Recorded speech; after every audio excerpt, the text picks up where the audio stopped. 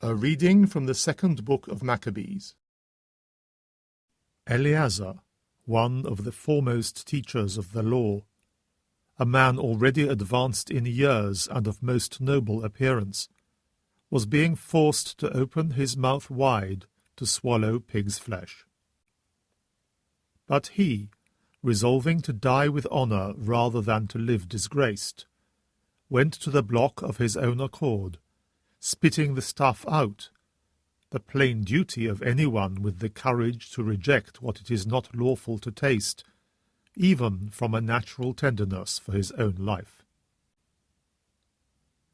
Those in charge of the impious banquet, because of their long-standing friendship with him, took him aside and privately urged him to have meat brought of a kind he could properly use, prepared by himself, and only pretend to eat the portions of sacrificial meat as prescribed by the king.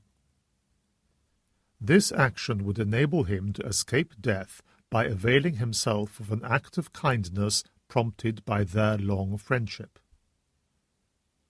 But, having taken a noble decision worthy of his years and the dignity of his great age and the well-earned distinction of his grey hairs, worthy, too, of his impeccable conduct from boyhood, and above all of the holy legislation established by God himself, he publicly stated his convictions, telling them to send him at once to Hades.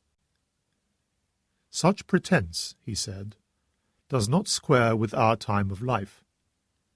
Many young people would suppose that Eleazar at the age of 90 had conformed to the foreigner's way of life, and because I had played this part for the sake of a paltry brief spell of life, might themselves be led astray on my account. I should only bring defilement and disgrace on my old age. Even though for the moment I avoid execution by man, I can never, living or dead, elude the grasp of the Almighty. Therefore, if I am man enough to quit this life here and now, I shall prove myself worthy of my old age, and I shall have left the young a noble example of how to make a good death, eagerly and generously, for the venerable and holy laws. With these words he went straight to the block. His escorts, so recently well disposed towards him, turned against him after this declaration, which they regarded as sheer madness. Just before he died under the blows, he groaned aloud and said, "The Lord, whose knowledge is holy, sees clearly that although I might have escaped death, whatever agonies of body I now endure under this bludgeoning, in my soul I am glad to suffer because of the awe which he inspires in me." This was how he died, leaving his death as an example of nobility and a record of virtue not only for the young, but for the great majority of the nation.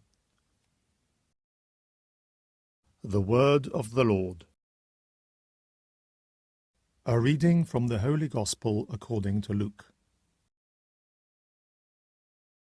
Jesus entered Jericho and was going through the town when a man whose name was Zacchaeus made his appearance. He was one of the senior tax collectors and a wealthy man.